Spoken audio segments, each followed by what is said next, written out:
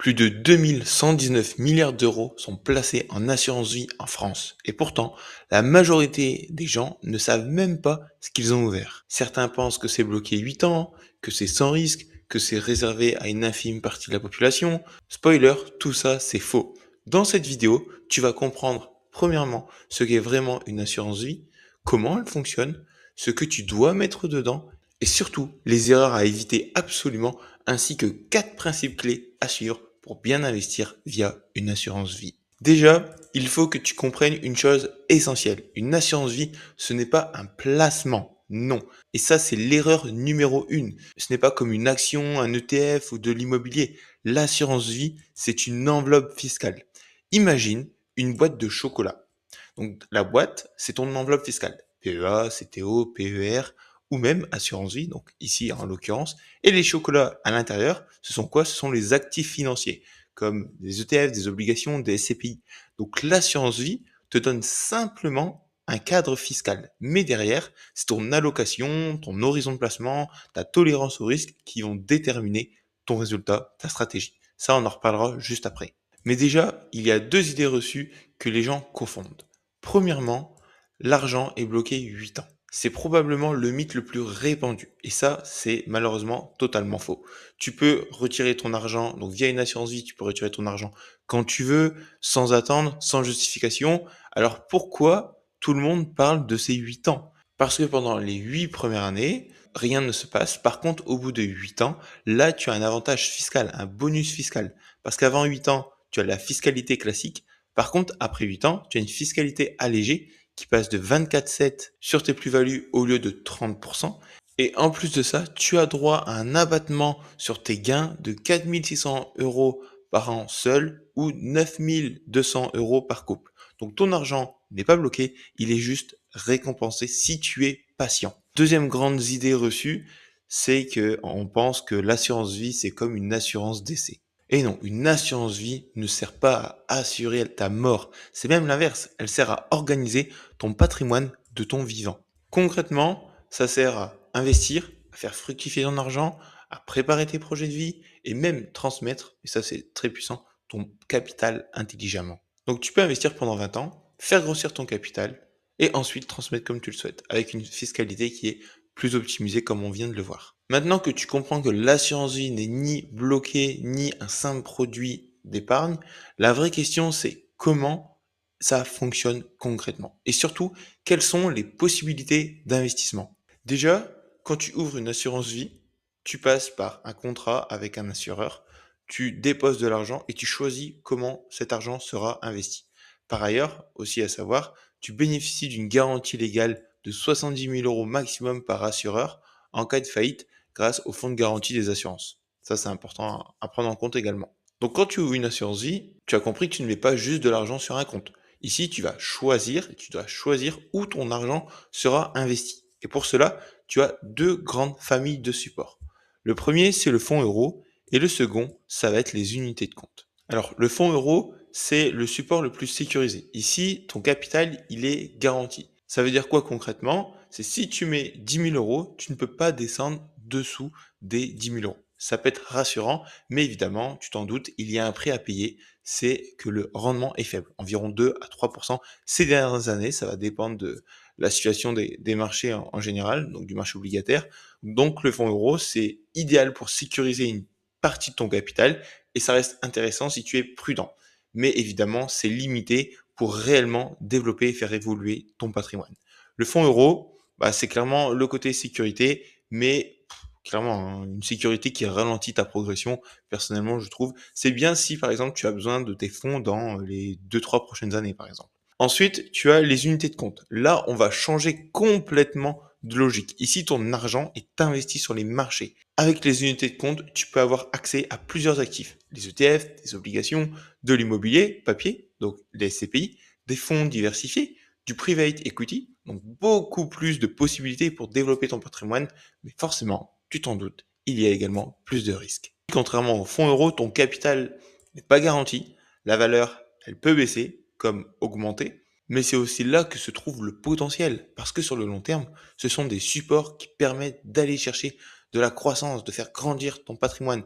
Et c'est là que ça devient intéressant. Tu peux adapter ton allocation selon ton âge, ton horizon, selon ton profil de risque. Je vais te prendre un exemple assez simple. Si tu es prudent, tu peux te dire, OK, moi je vais investir 60% dans des fonds euros et 40% dans des unités de compte, donc SCPI, ETF ou autre. Par contre, si tu es quelqu'un qui est beaucoup plus dynamique, avec un horizon de temps beaucoup plus intéressant, c'est-à-dire le long terme, là, tu peux peut-être te dire, OK, 90% dans des unités de compte et 10% seulement dans des fonds euros. Maintenant que tu comprends donc les deux grands moteurs de l'assurance vie, que sont le fonds euro qui t'apporte de la sécurité et les unités de compte qui t'apportent de la croissance, pourquoi utiliser une assurance vie plutôt qu'un autre support? Quels sont les vrais avantages? Eh bien, le premier, peut-être que tu t'en doutes, c'est la fiscalité.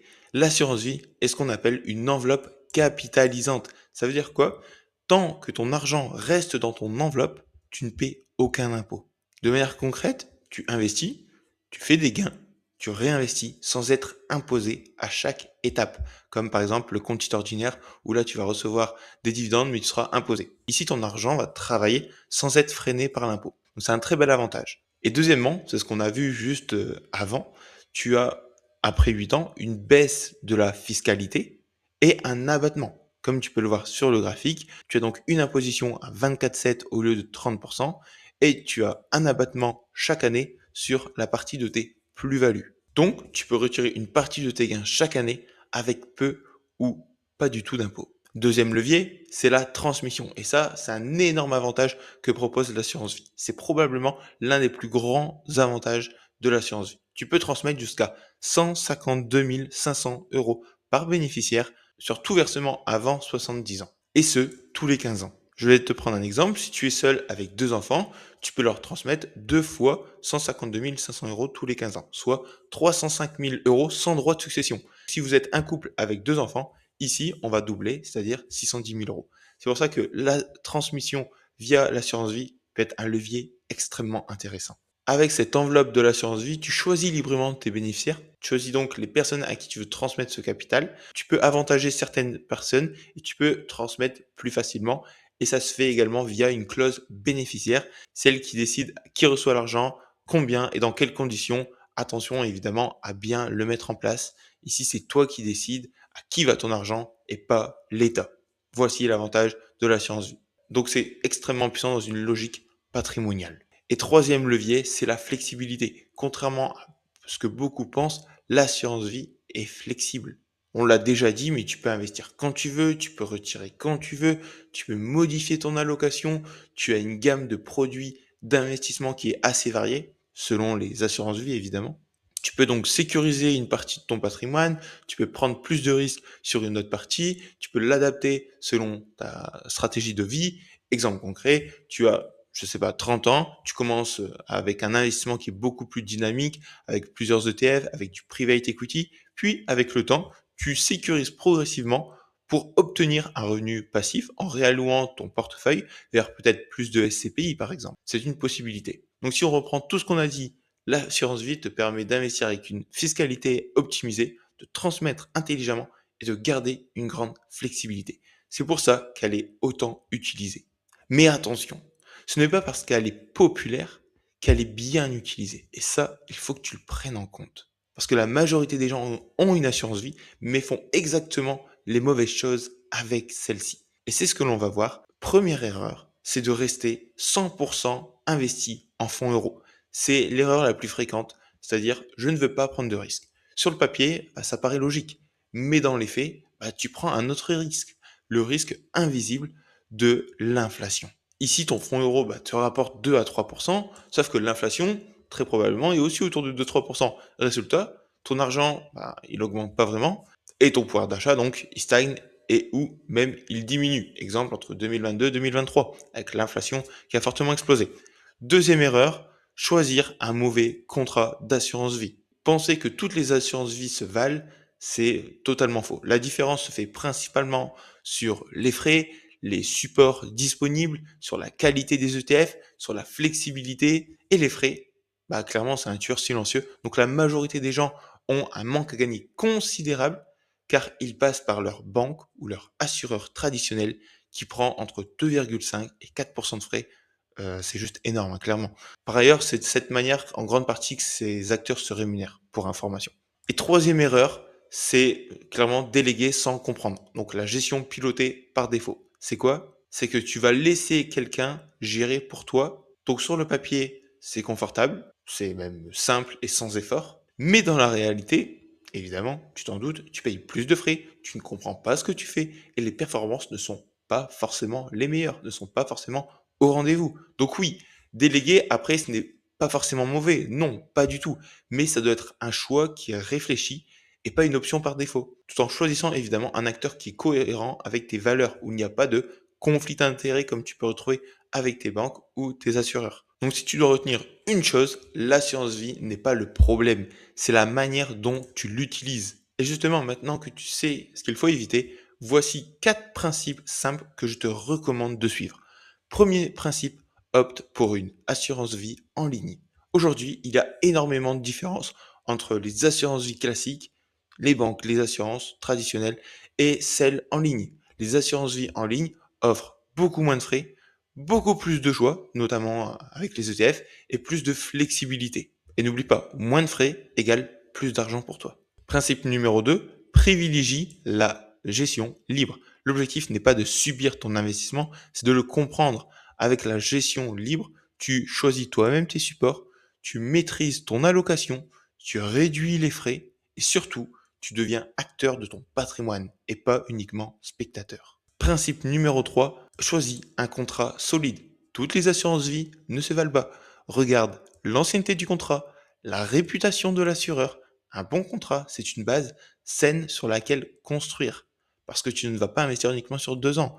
Tu vas investir sur du 10, 15, 20, peut-être même 30 ans. Et quatrièmement, comprends son rôle. L'assurance vie n'est pas juste un placement, c'est un outil stratégique. Elle te permet, comme on l'a vu, d'optimiser ta fiscalité, de diversifier tes investissements et de préparer la transmission de ton patrimoine. C'est un couteau suisse de l'investissement, mais encore, faut-il savoir bien s'en servir. Donc si tu appliques ces 4 principes, tu passes de j'ai une assurance vie parce qu'on m'a dit d'en ouvrir une, à j'utilise une assurance vie comme un vrai outil de stratégie financière et de stratégie patrimoniale. Donc au final, l'assurance vie n'est ni magique ni inutile, c'est simplement un outil. Et comme tous les outils, ce n'est pas l'outil qui fait la différence, c'est la manière dont tu l'utilises. Aujourd'hui, tu as compris que ce n'est pas un placement, mais une enveloppe. Tu peux investir sur différents supports. Elle offre une fiscalité intéressante et a un énorme levier pour transmettre ton patrimoine. Mais surtout, tu as compris une chose essentielle. Avoir une assurance vie ne suffit pas. Il faut savoir l'utiliser intelligemment. Parce que entre quelqu'un qui laisse son argent dormir en fonds euros et quelqu'un qui structure une vraie stratégie avec des ETF, des SCPI, du private equity, ce n'est pas du tout le même résultat. L'objectif, ce n'est pas d'avoir 10 placements, évidemment, c'est d'avoir les bons outils, bien utilisés, et l'assurance vie peut clairement en faire partie. Maintenant, j'ai une question pour toi. Est-ce que tu as déjà une assurance vie ou est-ce que tu pensais justement en ouvrir une? Et surtout, est-ce que tu savais vraiment comment elle fonctionnait avant cette vidéo et cet épisode? Dis-moi en commentaire, je suis curieux de te lire. D'ailleurs, tu retrouveras en description une vidéo complète pour commencer à investir en bourse simplement. Et si cette vidéo t'a aidé, pense à liker, abonne-toi et partage-la autour de toi, notamment à des personnes qui pensent que l'assurance vie est bloquée 8 ans, qui ne savent pas vraiment comment investir via une assurance vie. Bref, merci d'avoir écouté cet épisode jusqu'au bout